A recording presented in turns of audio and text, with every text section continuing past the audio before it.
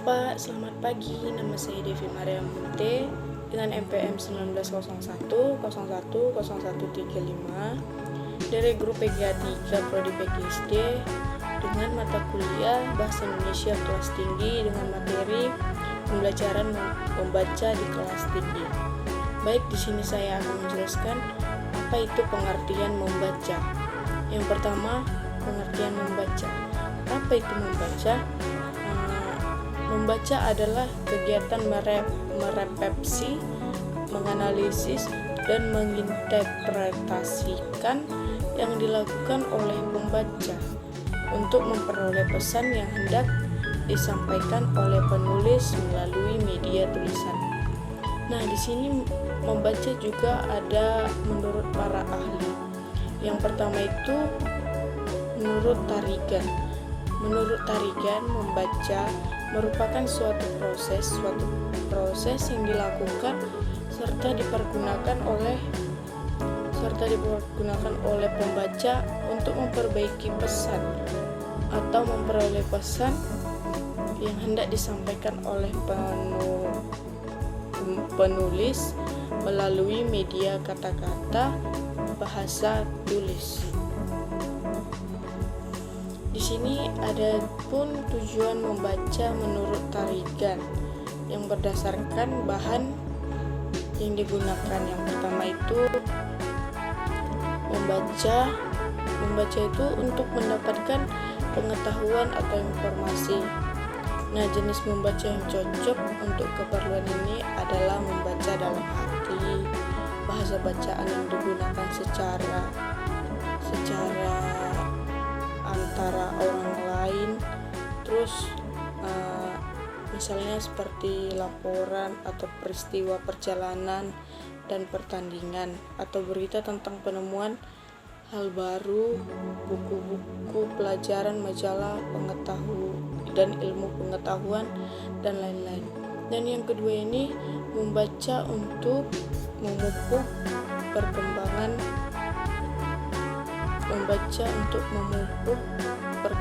keharuan dan keindahan. Nah, jenis membaca yang cocok untuk keperluan membaca ini adalah teknis atau nyaring. Dapat pula membaca dalam hal ini untuk jenis-jenis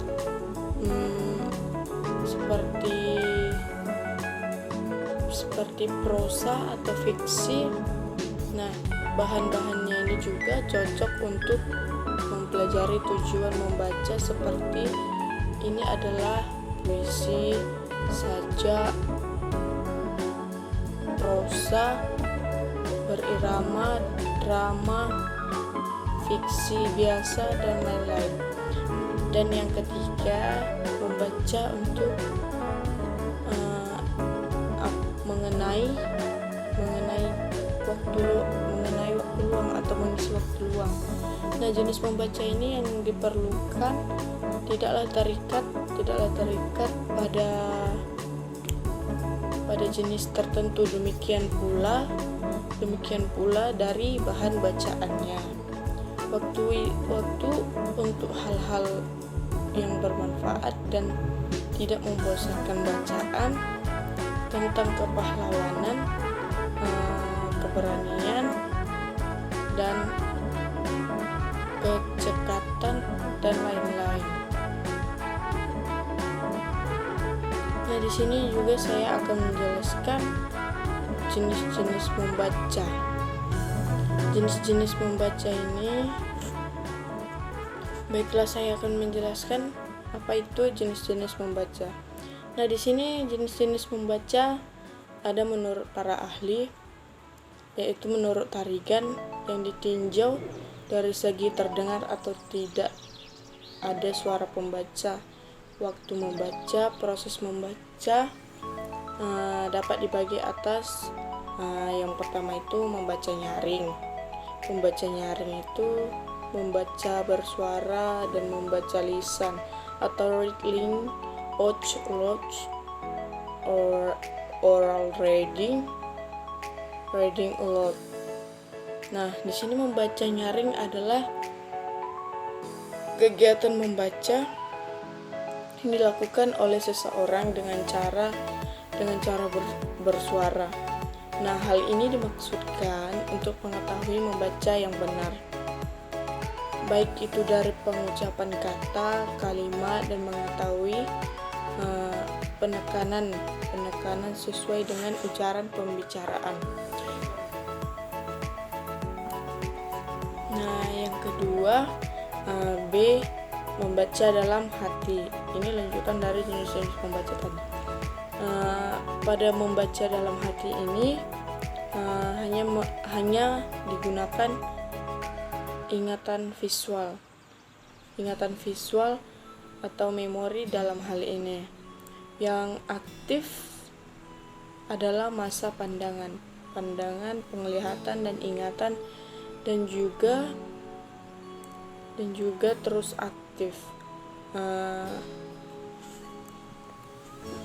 Dan ada pula menurut Tarigan, dalam garis besarnya membaca dalam hati ini dibagi atas, ada yang pertama membaca ekstensif, terus itu berarti secara luas objeknya meliputi sebanyak mungkin teks dan waktu yang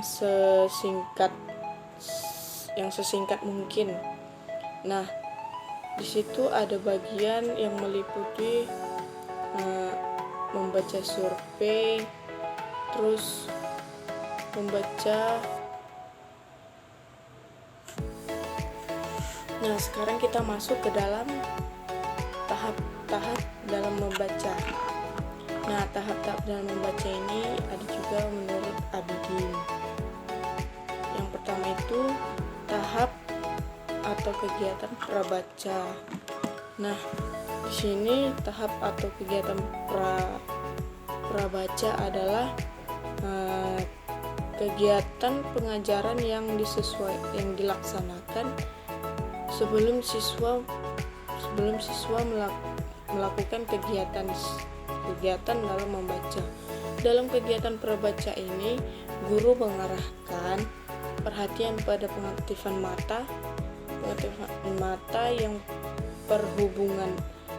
berhubungan dengan teks baca atau skema itu sendiri adalah melalui latar belakang pengetahuan dan pengalaman.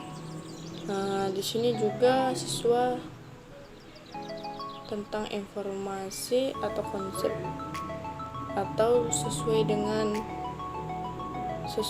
skema yang menggambarkan bahwa sekelompok konsep yang tersusun dalam diri seseorang itu dihubungkan dengan objek, tempat-tempat, atau tindakan atau peristiwa.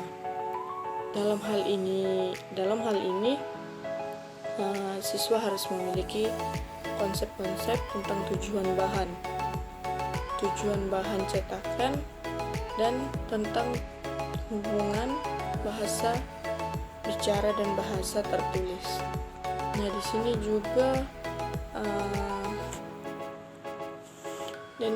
juga ada kegiatan membaca setelah sebagai prabaca. Nah, di sini dilakukan kegiatan ini dalam pembelajaran membaca.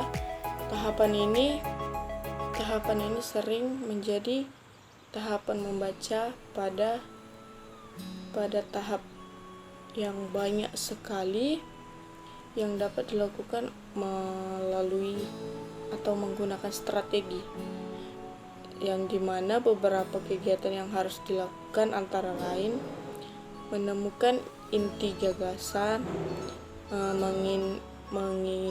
mengklasifikasi kata kunci, mengutip bacaan, menjaring data, terus kita itu ada mengisi format isi bacaan, merespon bacaan, ada juga membuat peta konsep bahan, sharing ide atau diskusi, menguji prediksi, menjaring kata sulit, dan menguji fakta dan opini dan lain-lain. Dan yang ketiga di sini ada kegiatan pasca baca. Nah, kegiatan pasca baca ini merupakan tahapan pembelajaran membaca yang bertujuan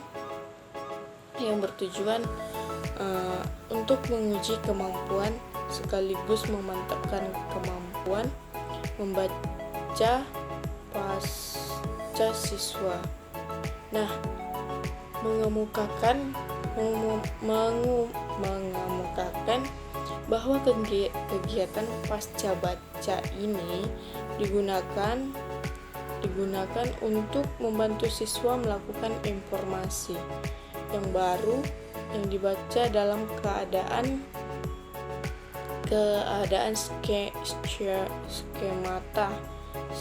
skemata hingga diperoleh tingkat pemahaman yang lebih kreasi atau lebih tinggi seperti pada kegiatan membaca tersebut. Baiklah, kita akan menjelaskan tentang metode membaca. Dalam metode membaca ini ada yang pertama metode abjad atau alfabet, yang dimana pembelajaran permulaan dengan metode abjad dimulai dengan mengenal huruf-huruf secara alfabetis. Dan yang kedua metode eja, spelling methods. Metode eja ini adalah belajar membaca yang dimulai dari mengeja huruf demi huruf, dan pendekatan yang dipakai dalam metode eja adalah pendekatan harfiah. Dan yang ketiga metode suku kata atau syllabich method. Metode ini diawali dengan pengenalan suku kata seperti ba, bibu, bebo, ca, cicu, ceco, dadidu, dedo, dan seterusnya. Kemudian suku-suku kata ini tersebut dirangkaikan menjadi kata-kata yang bermakna. Dan yang keempat itu ada metode kata. Metode ini diawali dengan pengenalan kata yang bermakna, fungsional, dan kontekstual. Nah, yang kelima itu ada metode kalimat atau global. Metode global ini adalah cara belajar membaca kalimat secara utuh. Metode global ini didasarkan pada pendekatan kalimat. Dan yang keenam ada metode SAS, struktural, analitik, dan sintetik. Dalam proses. Dan yang keenam ada metode SAS, yaitu struktural, analitik, dan sintetik. Dalam proses operasional, metode SAS mempunyai langkah-langkah berlandaskan operasional dengan urutan. Yang pertama itu struktural, yang menampilkan keseluruhan guru dan menampilkan sebuah kalimat pada anak. Dan yang kedua analitik, melakukan proses penguraian, yang dimana anak diajak untuk mengenal konsep kata dan mulai menganalisis kalimat menjadi kata-kata, menjadi suku kata, dan suku kata menjadi huruf. Dan sinetik itu yang ketiga, sinetik melakukan penggabungan kembali kepada bentuk struktural semula, yang dimana setelah kalimat yang diuraikan itu dari huruf yang dirangkai menjadi suku kata, dan suku kata menjadi kata, dan kata menjadi kalimat semula. Dan yang terakhir yaitu saya akan menjelaskan tentang strategi membaca. Baiklah, saya akan menjelaskan tentang strategi membaca. Ini dibagi menjadi dua. Yang pertama itu strategi kegiatan membaca secara langsung. Yang dimana ada beberapa bagian di sebagai kita seorang guru, di situ kita harus mengemukakan tujuan pembelajaran. Nah, yang dimana tentang hal yang berkaitan dengan tujuan pembelajaran atau judul teks. Dan di sini ada juga sistem bertanya jawab dengan siswa yang terkait dengan pembelajaran tersebut agar mereka dapat memahaminya. Dan yang kedua, di sini guru juga meminta siswa membaca dalam hati. Setelah siswa membaca, guru melakukan tanya jawab tentang isian bacaan. Dan yang ketiga itu pada guru memberikan tugas.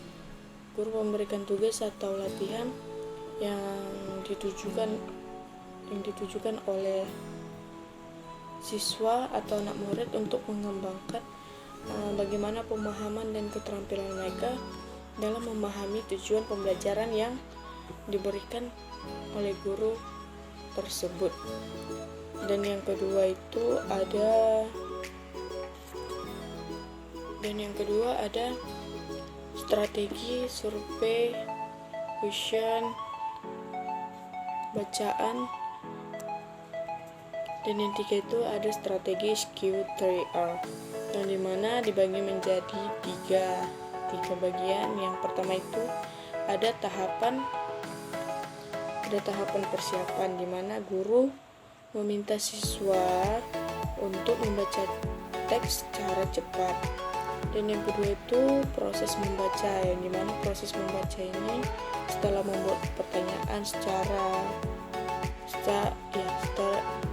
membuat pertanyaan, siswa melakukan kegiatan membaca. Dan yang ketiga itu baca membaca, siswa melakukan review itu merupakan misalnya kayak membahas tentang pertanyaan dengan bacaan dalam materi yang telah diberikan oleh gurunya. Nah, dalam strategi ini guru menjelaskan tujuan pengajaran atau problem yang harus diajukan atau diperoleh siswa dengan cara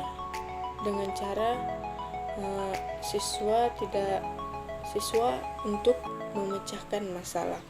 Dan yang kedua, guru dan siswa melakukan pemecahan masalah, yang dimana misalnya menemukan fakta, mendapatkan ide pokok, dan penggunaan ungkapan atau pendapat lain yang relevan dengan fakta. Selanjutnya saya akan menjelaskan tentang pendekatan membaca, yang dimana pendekatan membaca dibagi menjadi beberapa. Yang pertama itu ada pendekatan komunikatif, integratif, cara belajar siswa dengan aktif. Terus ada pendekatan world language, dan yang terakhir ada juga mereka membagikan menjadi. Baiklah, sekian, terima kasih Pak. Beginilah isi ringkasan materi yang saya dapat dan saya jelaskan.